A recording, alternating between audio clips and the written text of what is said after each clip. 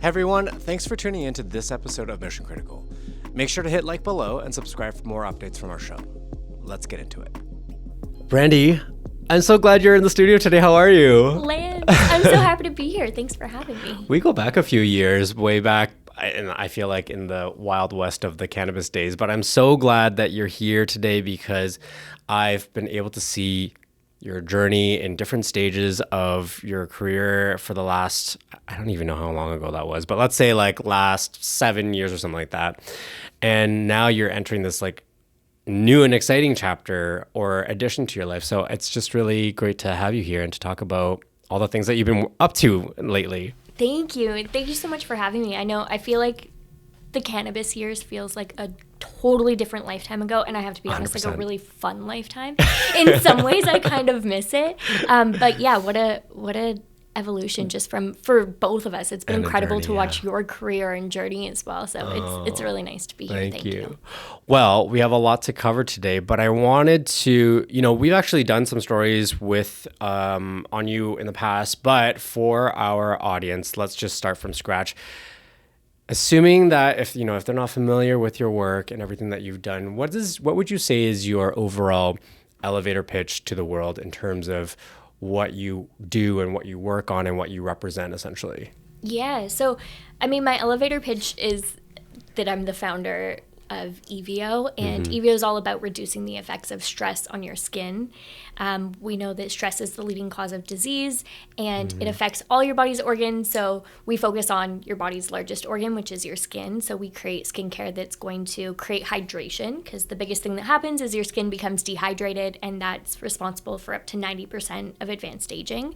And then I talk about why I'm obsessed with stress, which is that I started Evio while I was going through a lot of stress. I was living in a safe house women's shelter in Vancouver.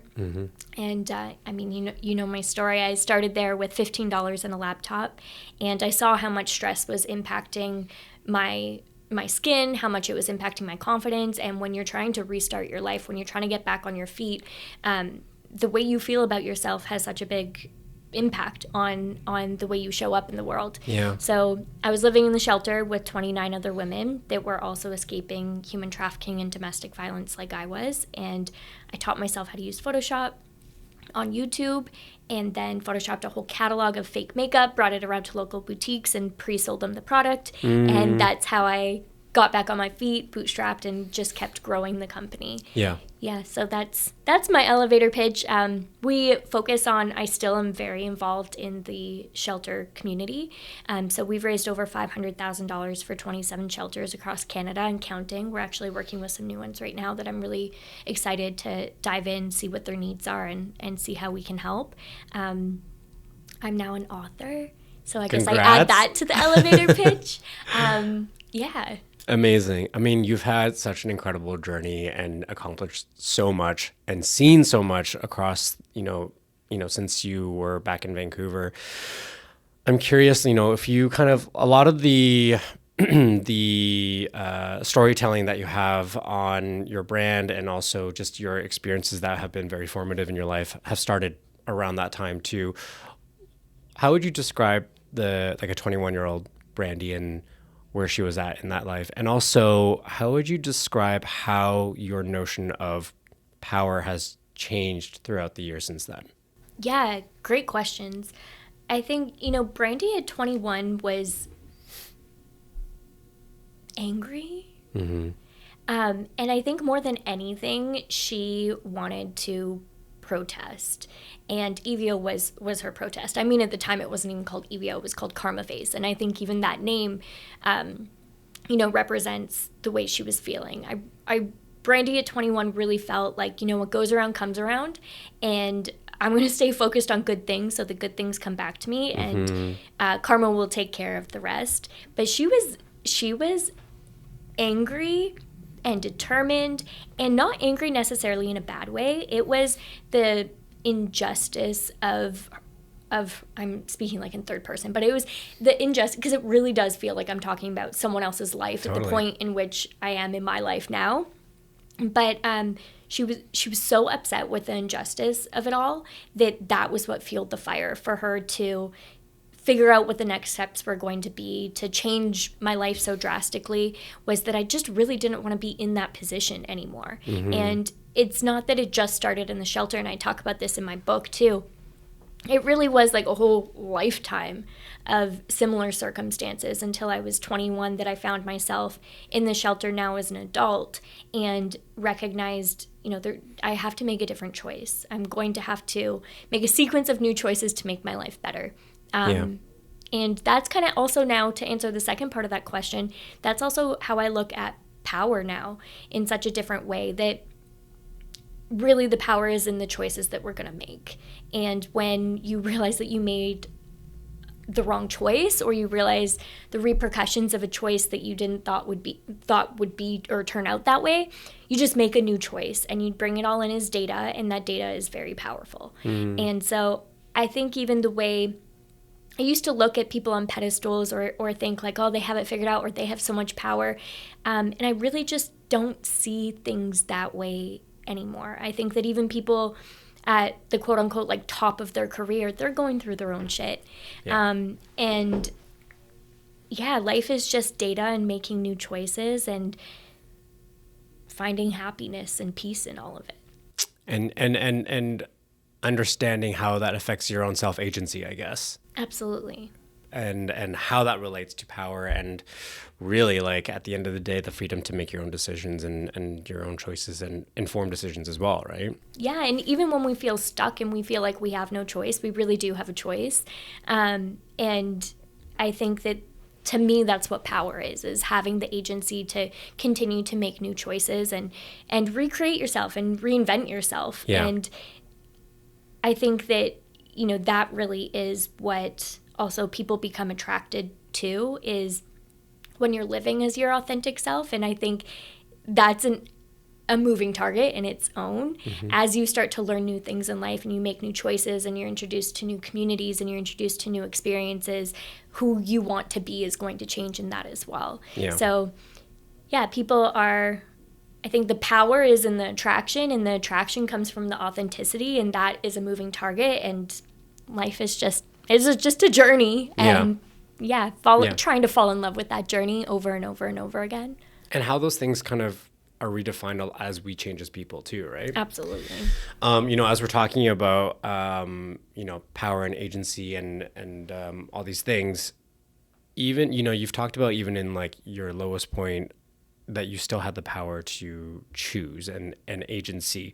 Did that feel true at the time earlier in your life, or is that something that you feel like has become more clear in hindsight, I suppose? I think everything becomes more clear in hindsight. Even the way, I describe my story now, and it's gone through so many different iterations that have been so messy. And so everything kind of is in hindsight. Yeah. I definitely didn't feel like I had... No, it's not that I didn't feel like I had choice, because I did. In fact, I made, so many choices and a big choice. Yeah. It just maybe didn't feel as heavy. It just felt like it was one foot in front of the other. I needed to feed myself. I wanted out of the shelter. Not that the shelter was a bad place, and I feel it's always important to say that, because I don't want a stigma towards it. In fact, I was in Vancouver last week, and a woman shared with me that she was going through an experience, and she had such a stigma about the shelter that she didn't want to go to the shelter. So she was staying in a place that was really unsafe for her and her child. Right. And so I always feel like I need to say that when I'm like, I wanted to leave the shelter. It's not because the shelter was a horrible place. It was because I felt like I didn't belong there, despite all their efforts and all their kindness to create community in that space. I just didn't want to be there. Yeah. But it's not a bad place to be. I feel like I need to say that, because I don't want anyone to have a stigma around what it's like in a safe house shelter. Yeah, and I want to actually take some time to talk about that too.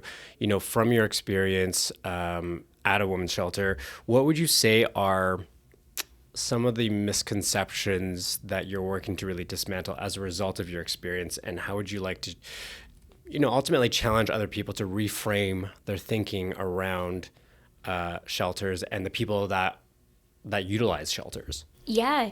In fact, it's so interesting, because I've been reflecting on this a lot lately in conversations I've been having with others, and also in writing the book, and even in my time at the shelter, there was so many more services that I should have utilized, but I was so proud that I was like, no, someone needs that service more than me. And also maybe someone needs this bed more than me. I'm taking the bed away from someone who is in a worse situation than me. Sure. Or whatever it might be. And I think that as much as it's important to dismantle the biases from like you or I or anyone out there, to me, I think the most important thing is to dismantle the biases from the people who need to utilize the services. Right. Because I wish that I wasn't so proud in the moment and that I utilized more of the services that were available, like staying in the shelter longer or going to second stage housing. I think that would have had a really big impact on my confidence. I think it would have had a really big impact on my nervous system and my ability to grow and scale and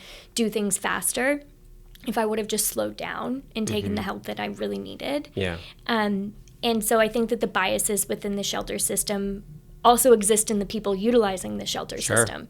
And to me, it's more important that we dismantle that so that they get the help that they need, as opposed to, Joe on the street dismantling it. That's important too. But something that I've been reflecting on recently is just how much I wish that I could have put my pride aside and leaned in even deeper.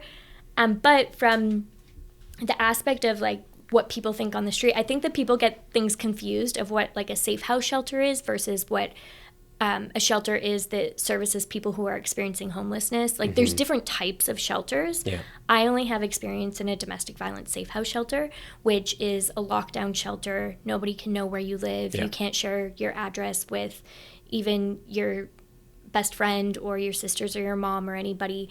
And it really is a place to give you a safe space. They also provide services to help you with police. They provide services to help you with the courts. Everybody,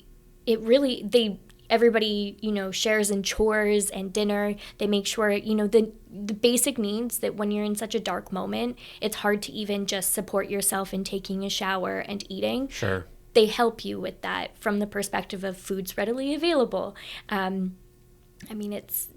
There was one bathroom in the shelter I was at amongst 30 of us total, so you don't really get a lot of room or space to yourself in there, but nonetheless, like everything that you need is there and provided to you so you can focus on healing. It really is a place with a lot of kindness and a lot of joy if you're willing to let it in. I wasn't really at the time. And harness the resources that are available to you so that people can heal and move on eventually too. Exactly. Yeah.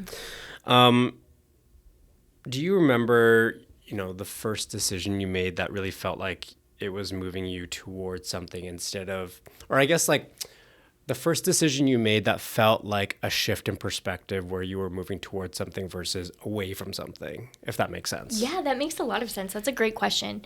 I think I always, ever since I was a little kid, I always felt like I was a combination, like moving towards something and moving away from something. This is going to sound so cliche, but I've always felt like something is working through me as opposed to me necessarily making all of these choices that are moving me in a direction. Like a bigger picture. Yeah. I feel so clear on that there is a bigger picture, not necessarily that I know what it looks like. I would have never guessed that I would be writing a book. I actually didn't seek out the book deal. Right. Similar to Shoppers Drug Mart. I didn't reach out to Shoppers Drug Mart. They had reached out to me on LinkedIn, out of all places, actually, randomly. I got a DM on LinkedIn. So I really do feel like I'm just something's working through me and I'm not even... I have agency, obviously, but a lot of these big moments that have made me realize that, we're actually moving in such a positive direction weren't really actions driven by me. I responded to the DM, even though at first I thought it was spam. I was like, what do I have to lose? And of course, when the opportunity arose to write the book, I said, I'm going to figure this out, even though I didn't think I was capable of it. Saying yes to what the universe sent you. Exactly, saying yes and being open to all of it. I think that it's, as much as it is about the choices that we make, it's being open to opportunities you could have never dreamt of and then making the choice to say yes to them. Yeah, absolutely. the shoppers thing is very interesting in the DM, and I want to rewind a little bit on that journey. So when you talk about the, starting a beauty brand, can you give me a peek into your mindset at that time of what really was the impetus of starting what would eventually become the beauty brand and Evio Beauty that you're running today? Why did you feel like that was the direction that you wanted to go in? Great question. And again, everything's like 50-50 in hindsight. You're like, okay, this is what I think it meant. Of course, yeah. But if I think about Brandy in that moment, she was just chaotic. Like she was just doing whatever she needed to do to feel okay. But yeah, I think initially, again, it was kind of a protest. I saw the similarities between the beauty industry at that time and an abusive relationship. The beauty industry would be in this cycle of telling you what's wrong with you and then telling you how to fix it and then selling you the solution in a similar way to a textbook abusive relationship where they tear you down, tell you everything that's wrong with you, and then build you back up so that you feel like you can't live without them. Yeah. And they are your source of everything bad, and they're your source of everything good, and it's a giant roller coaster. And I saw that similarities in the beauty industry, that building you up and making you feel dependent on it. And in my early 20s, I felt that way too. I would have never left the house without makeup. I definitely had a dependency on the beauty industry. And I was interested in the beauty industry. I was a makeup artist. I did go to school for makeup artistry. I did makeup on set. I did makeup on brides and film and television. So it was already an interest. And I wanted to do something that was going to be meaningful and different. And then when I had the space to watch all of the YouTube videos that I did, it really just kind of seeded in me that, okay, it's now or never. You got nothing to lose, so why not? Right. Yeah. Well, I was going to ask, like, where did you, because you have a background in beauty and makeup, but the skill set of building a business and a brand, you had your laptop and there are YouTube videos and stuff, but where do you feel like you really were able to establish like a foundation for understanding how to build up a brand? Yeah, I didn't. You have to work through the cringe. It was so bad. When I actually look back when I was writing the book, I went into my old computer drives because I had to look at like lawsuit paperwork and I had to look at like all of these different things, and I wanted to look at old photos. So when you hear me describe things in the book, I'm looking at the photo and describing it, including like really hideous outfits, and the brand was so cringe, but I just put it out in the world. And maybe it was easier during that time too, because Instagram didn't exist. There wasn't as much comparison, and so I was like, I made a Halloween campaign. This one is like the best of the cringe. It was a Halloween campaign, and it was my little like Karma Face foundation, and I dressed them all up in different like outfits. Yeah. But if you can imagine, it was like a mustache on one, but also it was the time of like filters just started. Yeah. So it's like all these filters and a mustache, and it was so cringe, but there was nothing to lose, nothing to compare it to. It was a different time. So you just put it out and then just kept refining. I'm not sure that I've really came out with, okay, I have skills in branding, because the early days certainly didn't look skilled. But you just keep working with it and keep improving. What was the point where you felt like, oh, I think I'm onto something and I'm turning a corner and this could be something that I can actually really build into a bigger thing? Yeah, I think there was a few moments. One was I was only a few months out of the shelter, and we got an Ipsy contract for 215,000, I think it was blushes or something at the time. And I thought, wow, and you look at the numbers and you're like, wow, this is a huge purchase order. For sure. Even though it's like pennies on the dollar, and I didn't understand the math of it. I didn't understand the logistics of it. I bombed that order so badly. It's actually shocking that they're still a client of ours. I still to this day, like 8 years later, still apologize constantly. Right. But I didn't really understand it. But to me, that moment felt like someone believes in me. And it's a validation of everything. It was validation for sure. It was validation of something could be bigger than my little Halloween, mock-ups.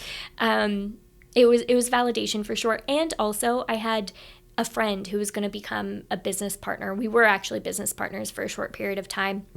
And she had owned she was actually my agent previously. She owned the agency. And so she was a great businesswoman. She was a great small businesswoman. And her confidence in me as well made me realize, okay, we can do this. And we had different visions and went in different directions. But I think, confidence from other established people around me and getting that first purchase order. And then it was when investors started to approach us. That's when I thought, okay, this is something bigger.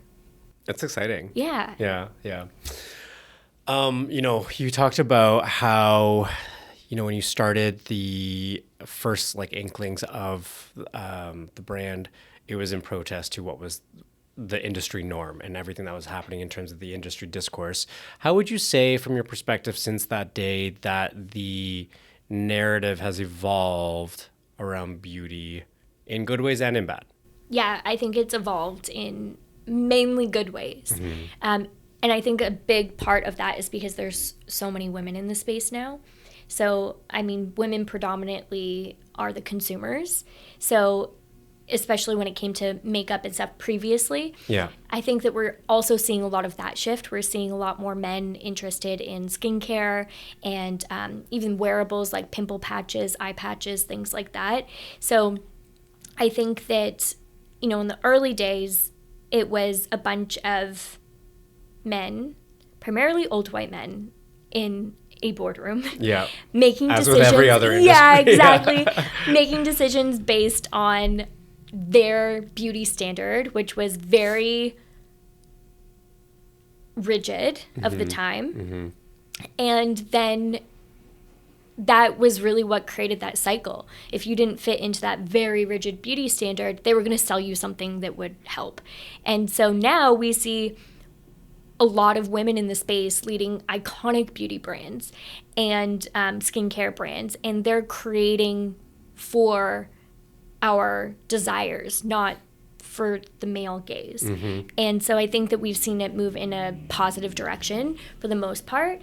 And we're also seeing a lot of non-gender products, which, products don't have genders anyways. It's an odd thing that we do that to products.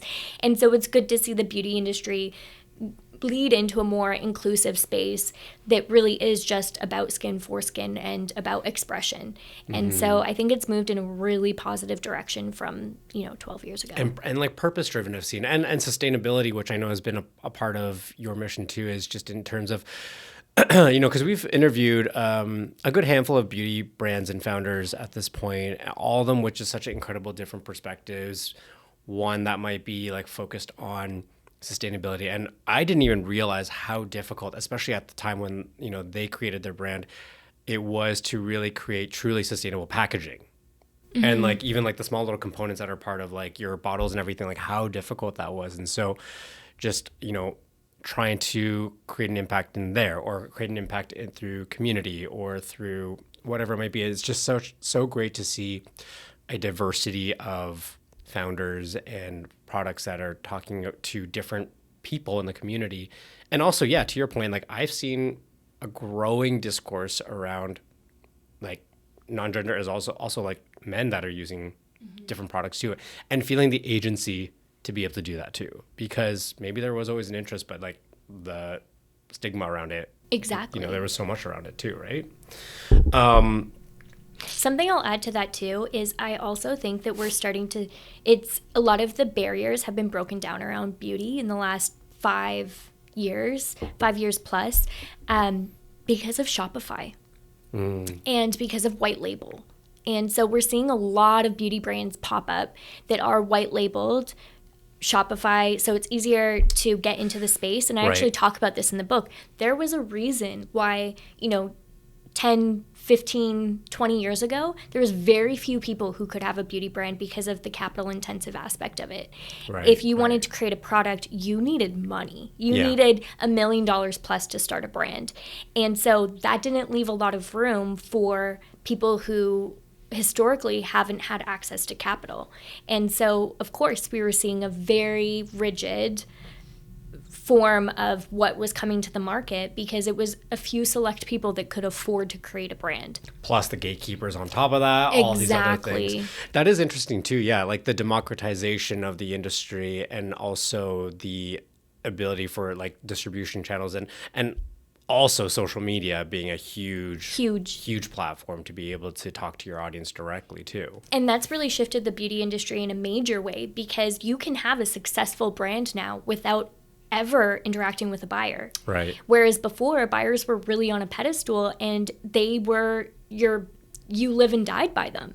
And there was a lot of bribery in that space too. So again, and by buyer, it came down you to mean capital. like a retail buyer. Yes, yeah, versus like the end customer. Yeah. Exactly, yeah. So before there was, the e-commerce, the rise of e-commerce, you lived and died by whether that buyer was going to buy your product, put it in store on the shelves, and where in store on the shelves.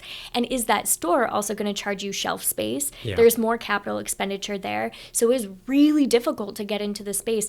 And then, not only that, you then have to compete with the Estee Lauders and the large companies, the L'Oreals, in the marketing space of all of that. Yeah. So they'll bury you. Yeah.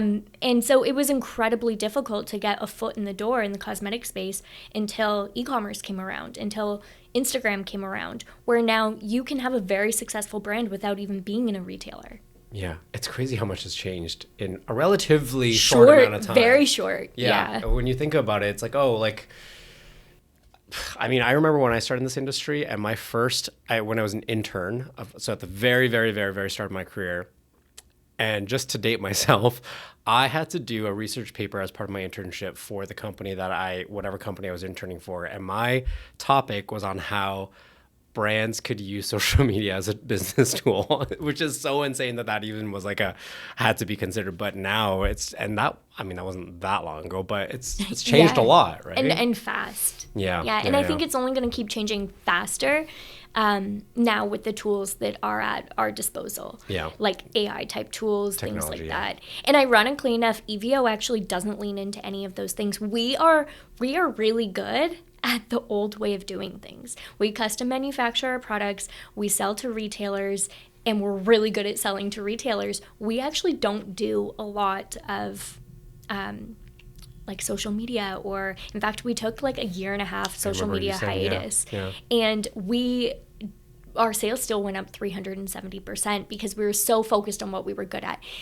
It's not necessarily something I'm proud of. I want us to be good at retail, but again, when you are a smaller brand and you're competing against large marketing budgets, what I have found to be helpful for us is to focus on what we are good at. And a lot of, because there's such an uprise in e-commerce companies, there's a lot more competition there in a different kind of way. And we just leaned into where we were good. And there's not a lot of small indie brands in a Shoppers Drug Mart environment or in a Duty Free is another one of our clients who I absolutely adore. There's not a lot of indie brands in those environments, so it also gives us a bit of a differentiating factor. Yeah. Well, and also as an independent business, you ultimately just have to make a decision about how to allocate your resources because you're wearing 10 hats on a given day. Exactly. versus a whole department that another company would otherwise have. So I totally understand that.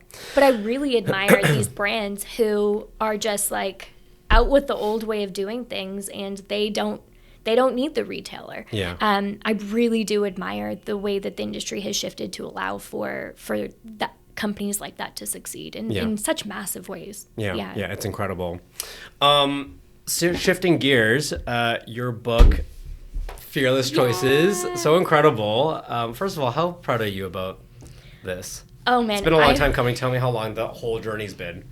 It's been 4 years, but probably even longer than that because my agent, shout out to Amy, she is the best at Cook McDermott, and Amy actually read an article about me when we went through the Aurora investment in 2018. 18. And she read an article and reached out to me and said, would you ever be interested in writing a book? And I was like, yeah, maybe one day. But I talk about this in the book. I have a grade 8 education. And I left the formal school in grade 8. I did go back and get my high school diploma, but I had my own biases of what I was capable of. Right. I had finished reading 2 books in my entire life at that point.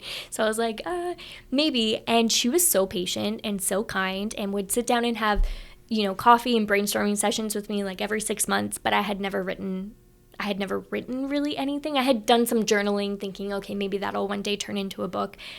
She was just so patient with me. So really, I think the journey of the book started 2018. Yeah. And then in 2022, I don't even know if I'm allowed to share these things, but it's coming out.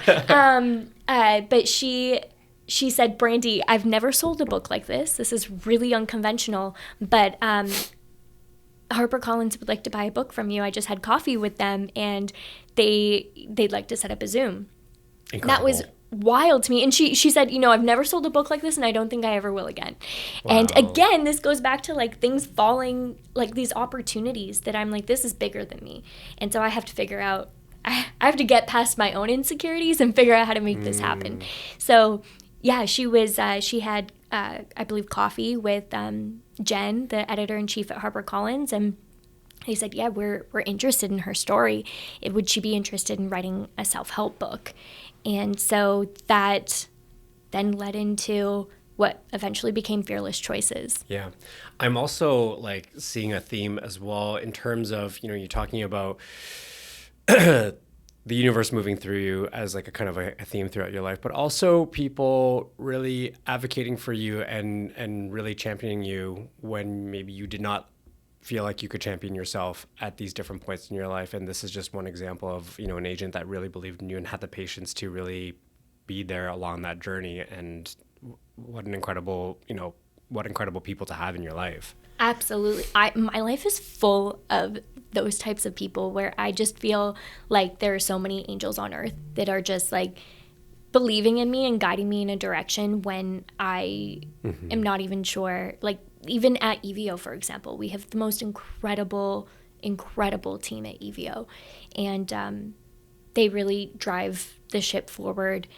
Amy, being my agent, is another one. Our investors, like it's Shoppers Drug Mart reaching out. Like there's just so many examples of it where I feel like I can't take credit for all of these things. I rise to the occasion, but I can't really take credit of how they were, how they came to be. Yeah. So what would you say is the thesis of the book and what you'd like audiences and readers to really be able to take away, or who it's for too? Absolutely. So the book is really for people who are at a crossroads in their life and they want to see their life go in a new direction. They're just not sure how. And this book is about reclaiming your power through decisions and taking radical responsibility for the choices that you make while also feeling empowered to make new decisions. And it really came to be when I started to explore the fact that we make 35,000 choices a day. Wow. Yeah. And when you explore that in society, it's often written in a negative way. That's like analysis paralysis. We have too many choices in a day. So I'm going to wear the same shirt every day. I'm going to eat the same meal every day. I'm going to do these things to reduce choices.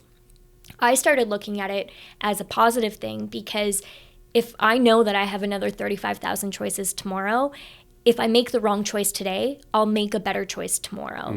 And so I really see it more of an empowering opportunity that we get to make 35,000 choices every single day. And those choices really start to shape who we are in the world and the world that we live in. I think now more than ever before, we recognize that there's repercussions to the choices we make and people we vote for and the things we choose to do, and choices matter, even seemingly insignificant choices, like where we get our coffee. It all adds up to the bigger picture. And this book is really intended to empower you to make choices through your values and also to feel empowered to change the direction of your life and who you are. Like you're not obligated to be who you were 5 minutes ago or last year. You can change your mind and make better choices. You can break out of that process and that, Which feels very needed right now, because I think there's a lot of people who are like, I made a bad choice, I'm changing my mind, and maybe feel stuck in, you know, the choices and the comments and the things they've made. But I think it's really empowering for all of us to be able to, you know, reflect on how cool it is that we can change and make new choices and be a better person. I think to add to that too, like, people feel like, oh, I made a bad choice. I don't know, like, especially in this social media world too, how do I bounce back from this? But also I think in this cultural, political landscape that we're in too, a lot of people feel like their choices don't matter because this big machine and picture, like, it feels so insignificant. And a lot of the interviews that I've had, I find the ones that have stuck out to me for people that, you know, have done a lot of like community impact is like the biggest, most impactful choices you can make are the ones that are within arm's reach, and the small ones, because those all ladder up into bigger ripple effects too. And that's always stuck with me, because I'm like, yeah, it's overwhelming. Life is overwhelming, and there's so many things where you don't feel like you have any agency or any influence over, even if it's just one personal decision, but they can go a long way, and you don't know who you're going to impact along the way too. Absolutely. I think everything has a ripple effect. Yeah. And you may not feel like you're making a large impact with a small choice that you make, but even, for example, like something as small as holding the door, which I feel like is a lost art in Toronto. I don't know if you're recognizing this, but I was just in Vancouver and in Edmonton, and there was not a time where someone didn't hold the door. Yeah. Something's happening in Toronto. No one holds the doors for each other anymore, and it's weird. I agree. It's weird. Yeah. It's happened like in the last 4 months, something drastically changed where no one holds the doors in Toronto anymore. And I say that because the choice to hold the door for somebody actually could greatly impact that person's day. Yeah. If you're already in a downward spiral and someone slams the door in your face, it is kind of metaphorical, and it can really impact that person in a negative way. And the perspective on the world too. And their perspective on the city. Yeah. And the world and everything else, and that does ripple. I think that more often than not, we see that as a result of hurt people. Mm-hmm. And so if you are confronted in the world with, you know, thing after thing after thing that is confirming your thoughts that the world is a bad place, you start to behave in a way that reflects that. And so something as little as holding the door for somebody really does have a huge ripple effect impact. Yeah, 100%. When it comes to, you know, being fearless, and a lot of the, you know, especially I feel like, you know, let's say 7 to 10 years ago, there was this moment in the entrepreneurial community of like these like huge entrepreneurial big VC stories and unicorn companies, like that era. Mm-hmm. And a lot of the founders being like, you know, fearless leaders and all these things. Do you think that, and a lot of those storylines being very kind of PR manufactured and all that kind of stuff, do you find that great leaders from your experience and the people that you've met along the way are truly fearless in their leadership, or good at harnessing fear, their own fear for, you know, positive outcomes? Like what do you see in terms of what people's relationships are like with fear, their own fear? Yeah, that's a great question. First off, I feel like I should set the notion that the book is called Fearless Choices, but it really goes through the motion that every choice is extremely messy before someone then subscribes the word fearless to it later on. Yeah. I don't think that any choice ever starts fearlessly. And same within leadership. I'm not sure that the people that I admire most and their leadership style, I think that they're not fearless. I think anything that you're doing for the first time is going to come with some fear. And I think you said it really well. I think people do harness their fear in their ambition. Mm-hmm. And I think that can be a really positive thing, but it can also be really negative. I know a lot of people whom see the world through a lens of fear, and they do things because of that fear, or don't do things because of that fear, or do things with a lack kind of energy because it's coming from a place of fear. So I think it's important to balance that, where fear matters. I think it matters a lot in ambition, because you're going to move quicker towards the goal you want to get to if you're uncomfortable versus if you're comfortable. And that's just the fact of it. I see that even in my own journey. I moved at 1,000,000 miles a minute when I was in the shelter because of the fear that I wasn't ever going to amount to anything beyond those shelter doors. Whereas now in my life is so much more comfortable in a lot of ways. I find it very difficult to get motivated. So I think that fear is definitely harnessed in leadership, but I think it's important to balance it with not doing things out of the energy of fear, if that makes sense. Yeah, I understand. Yeah.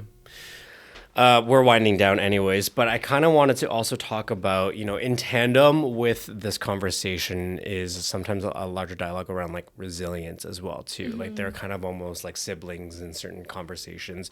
Do you think that this idea of resilience, especially in like entrepreneurial circles, can sometimes be romanticized at the expense of maybe just acknowledging how hard things actually can be, and that, things are hard and life is hard too?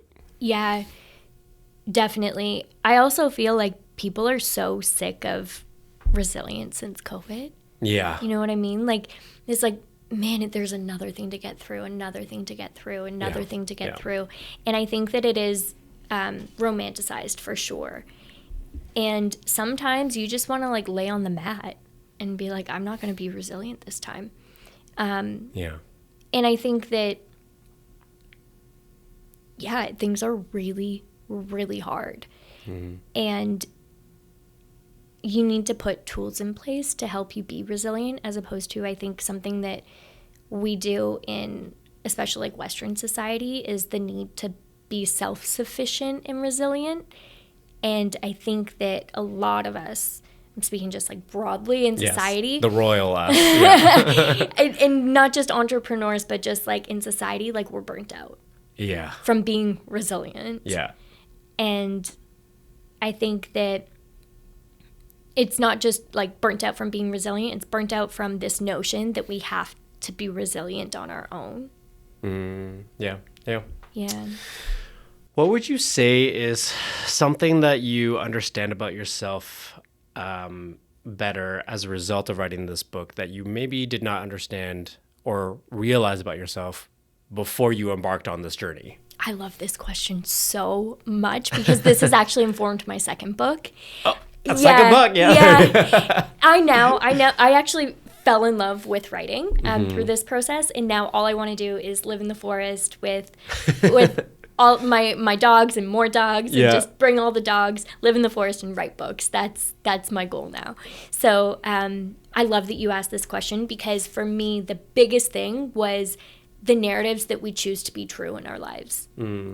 And while I was writing this book, I took the time to go meet with people from my past, and meet particularly with a volunteer who worked at the shelter while I was there.